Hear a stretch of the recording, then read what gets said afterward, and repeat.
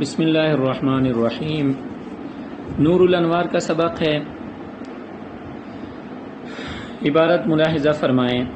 وَهُوَ إِمَّا أَن يَكُونَ كَامِلًا كَالْمُتَوَاتِرِ وَهُوَ الْخَبَرُ الَّذِي رَوَاهُ قَوْمٌ لَا يُحْصَى عَدَدُهُمْ وَلَا يُتَوَهَّمُ تَوَاطُؤُهُمْ عَلَى الْكِذْبِ لِكَثْرَتِهِمْ وَتَبَايُنِ أَمَاكِنِهِمْ وَعَدَالَتِهِمْ وَلَمْ يُشْتَرَطْ فِيهِ تعيين عدد كما قيل إنها 7 وقيل 40 وقيل 70 بل كل ما يحصل به العلم الضروري فهو من إمارة التواتر ويدوم هذا الحد فيكون آخره كأوله وأوله كآخره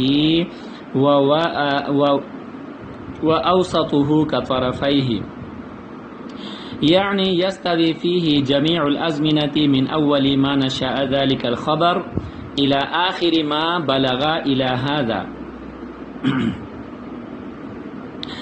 هذا الناقل. فالأول هو زمان ظهور الخبر والآخر هو زمان كل ناقل يتصوره آخرا. فلو لم يكن في الأول كذلك كان آحاد الأصل فسمي مشهورا إن انتشر في الأوسط والآخر، ولو لم يكن في الأوسط والآخر كذلك كان منقطعا. اچھا جی، عبارت کا ترجمہ ملاحظہ فرمائیں۔ وَهُوَ إِمَّا اور یہ اتصال یا ہوگا أَن يَكُونَ كَامِلًا یہ کہ کامل ہوگا، کل متواتری جیسا کہ خبر متواتر ہے۔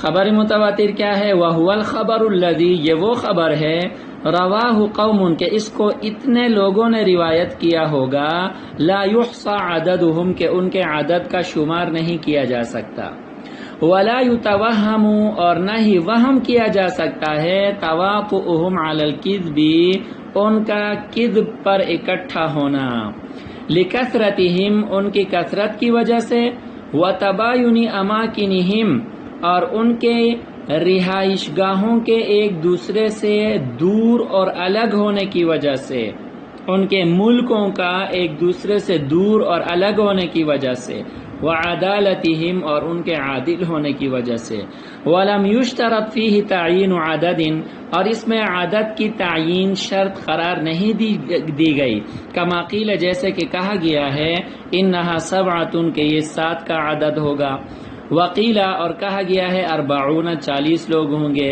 وقیلا اور کہا گیا 70 لوگ ہوں گے، بل کل ما یحصل به العلم الضروری بلکہ ہر وہ تعداد جس کے ذریعے سے علم ضروری حاصل ہو جائے، فہو من امارت التواتری یہ تواتر کی نشانی ہے، تواتر کی علامات میں سے ہے۔ اچھا جی، ہم پڑھ رہے تھے خبر کی پہلی تقسیم، اور خبر کی پہلی تقسیم کس اعتبار سے تھی؟ تو خبر کی پہلی تقسیم کیفیت اتصال کے اعتبار سے تھی، اور کیفیت اتصال کے بارے میں نے آپ سے عرض کی تھی۔ کیفیت اتصال کا مطلب ہے کہ یہ جو روایت نبی صلی اللہ علیہ وسلم سے ہم تک پہنچی ہے، یہ تواتر کے طریق سے اس اتصال کی، اس پہنچنے کی کیفیت کیا ہے؟ آیا یہ روایت تواتر کے طریق سے پہنچی ہے، یا شہرت کے طریق سے پہنچی ہے، یا احادیت کے طریق سے پہنچی ہے؟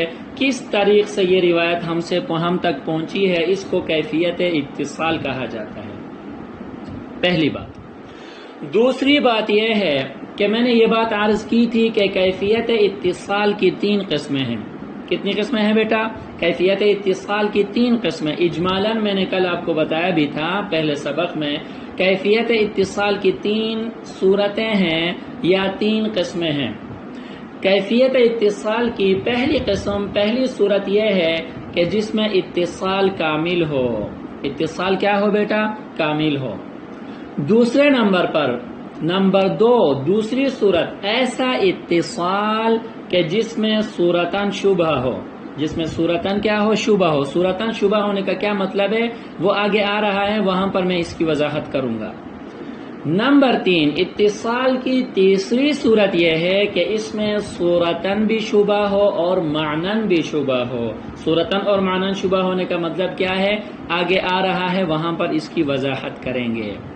بہرحال میں یہ عرض کر رہا تھا وَهُوَ اِمَّا، یہاں سے اتصال کی پہلی قسم، اتصال کی پہلی صورت کا بیان فرما رہے ہیں۔ اتصال کی کتنی قسم کا بیٹا؟ اتصال کی پہلی صورت، پہلی قسم کا بیان فرما رہے ہیں۔ سمجھ میں آئی بیٹا؟ اتصال کی پہلی صورت میں نے عرض کی تھی یا پہلی قسم کہا جاتا ہے کہ جس میں اتصال کامل ہو۔ اتصال کیا ہو بیٹا؟ کامل ہو۔ اتصال کامل ہونے کا مطلب یہ ہے کہ نبی صلی اللہ علیہ وسلم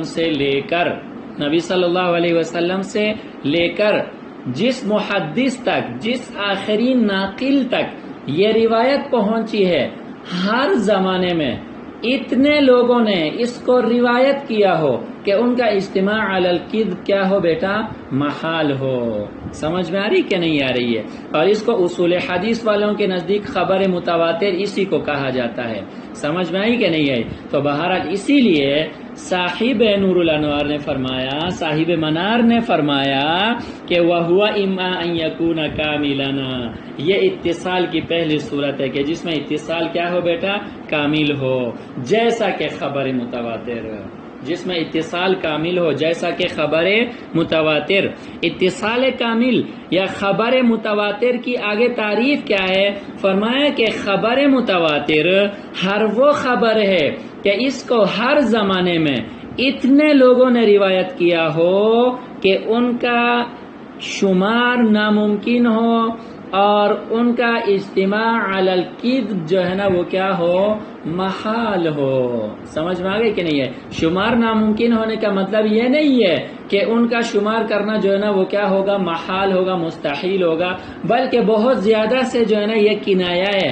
سمجھ میں آ گئی کہ نہیں آئی؟ بہت زیادہ سے یہ لفظ کیا ہے؟ کنایہ ہے، یعنی کم از کم اتنی تعداد میں لوگوں نے اس حدیث کو روایت کیا ہو کہ ان کا اجتماع علی الکذب محال ہو۔ آپ ان سارے لوگوں کو نہیں جھٹلا سکتے کہ فلاں بھی جھوٹ بول رہا ہے، فلاں بھی جھوٹ بول رہا ہے، فلاں بھی جھوٹ بول رہا ہے۔ سمجھ میں آ گئی کہ نہیں آئی؟ ایک کے علاوہ باقی سارے چور ڈاکو ہیں، آپ ایسا نہیں کہہ سکتے۔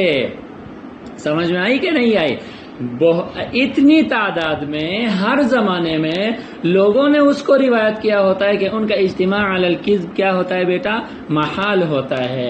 اجتماع علی الکذب محال ہونے کی وجہ کیا ہے؟ اس کے لیے دلیل اور علت کیا ہے؟ آگے فرمایا لکثرتہم، پہلی وجہ ان کی کثرت ہوتی ہے کہ وہ اتنے زیادہ ہوتے ہیں کہ وہ سارے لوگ جھوٹ نہیں بول سکتے۔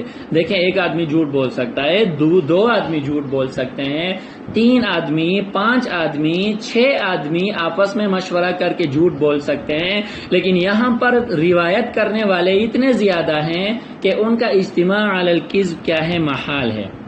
دوسرے نمبر پر وَتَبَايُنِ أَمَاكِنِهِمْ، ان کے علاقے آپس میں ایک دوسرے سے کیا ہوتے ہیں؟ مختلف ہوتے ہیں۔ دیکھیں ایک گاؤں کے لوگوں کے بارے میں آپ یہ رائے قائم کر سکتے ہیں کہ گاؤں کے سارے لوگوں نے آپس میں مشورہ کر کے جھوٹ بولا ہے، گاؤں کے سارے لوگوں نے آپس میں مشورہ کر کے کیا کیا ہے؟ جھوٹ بولا ہے، لیکن یہاں علاقے مختلف ہیں۔ ایک آدمی بخارا میں بیٹھا ہوا ہے، دوسرا سمرقند میں بیٹھا ہوا ہے، تیسرا ترمذ میں بیٹھا ہوا ہے، چوتھا کوفہ میں بیٹھا ہوا ہے، پانچواں مدینہ منورہ میں بیٹھا ہوا ہے، چھٹا شام میں بیٹھا ہوا ہے۔ سمجھ میں آ گئی کہ نہیں ہے؟ اعلی ھذا القیاس، علاقے ان کے مختلف ہیں لیکن سب نے ایک حدیث کو ایک ہی انداز میں روایت کیا ہے، تو لہٰذا علاقہ اگر ایک ہوتا پھر بھی یہ بات کہی جا سکتی تھی کہ اس علاقے کے لوگوں نے آپس میں مشورہ کر کے جو نا یہ جھوٹ بولا ہے، لیکن زیادہ تعداد میں ہونے کے ساتھ ساتھ ان کے علاقے بھی مختلف ہیں، ایک علاقے کے لوگ بھی نہیں ہیں،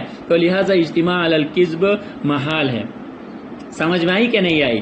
تیسری علت جو سب سے بڑی علت ہے، جو سب سے بڑی دلیل ہے، وعدالتہم، اور یہ سب کے سب لوگ جو نا وہ کیا ہیں؟ عادل بھی ہیں۔ سمجھ میں آئی کہ نہیں آئی؟ یہ ایک مستقل علم ہے، اسماء الرجال کا علم۔ سمجھ میں آ گئی کہ نہیں؟ ہر راوی کی مکمل تفصیلات ان میں اسماء الرجال کی کتب میں موجود ہیں. سمجھ میں آئی کہ نہیں؟ آخرین ناقل سے لے کر تابعی تک جتنے بھی لوگ ہیں ان سب پر جو ہے نا کیا ہوئی ہے؟ جرح ہوئی ہے. جرح ہونے کا مطلب یہ ہے کہ ان کو پرکھا گیا ہے، سب مجروح نہیں ہے، ان کو پرکھا گیا ہے. اور پرکھنے کے بعد ثقہ راوی کون ہے، ضعیف راوی کون ہے، ثقہ کے اندر ثقاحت کی وجہ کیا ہے، ضعیف کے اندر ضعف کی وجہ کیا ہے. علماء اسماء الرجال نے اس کی پوری تفصیل بیان فرمائی ہے. اور یہاں تواتر کا جو طریق ہے، اتصال کامل کے طریق میں جو راوی ہیں وہ سب کے سب کیا ہیں؟ عادل ہیں. عادل ہیں. خبر کی قبولیت کے لیے راوی کا عادل ہونا شرط ہے. آگے راوی کے شرائط میں اس کا ذکر کریں گے. یہ عادل ہیں. سمجھ میں آ گئی کہ نہیں آئی؟ راوی تابعی تک میں نے اس لیے عرض کیا کہ تابعی سے اوپر پھر صحابی ہوتا ہے، اور صحابہ سب کے سب عادل ہیں. یہی وجہ ہے کہ اسماء الرجال میں راویوں کے اوپر بحث ہوتی ہے. راویوں کے اوپر بحث کرتے کرتے جب سلسلہ صحابی تک پہنچ جائے تو بحث کا سلسلہ رک جاتا ہے. صحابہ سب کے سب عادل ہیں، تو لہٰذا یہ جو جرح و تنقید کا سلسلہ ہے، یہ جو جرح و تعدیل کا سلسلہ ہے، یہ آخری حد جو ہے نا اس کی کیا ہے؟ تابعی تک ہے. تو خلاصہ کلام یہ ہے کہ اسماء الرجال والوں نے جب بحث کی، جب اس حوالے سے جرح و تعدیل کے اصولوں کی روشنی میں پرکھا، تو یہ سب کے سب راوی کیا پائے گئے؟ عادل پائے گئے. نمبر 1 کثیر ہیں. نمبر 2 علاقے ان کے مختلف ہیں، لیکن علاقے مختلف ہونا جو ہے نا یہ ضروری نہیں ہے. اگر عدالت موجود ہے تو ایک ہی علاقے کے لوگ بھی کافی ہیں. سمجھ میں آ گئی کہ نہیں آئی؟ یہاں تک بات سمجھ میں آئی؟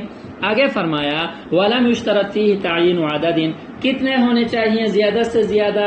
تو اس حوالے سے فرمایا کہ صحیح قول یہی ہے کہ اس کے لیے یہ جو خبر متواتر کے تواتر کے لیے راویوں کا کثیر ہونا ضروری ہے. کتنے کثیر ہوں؟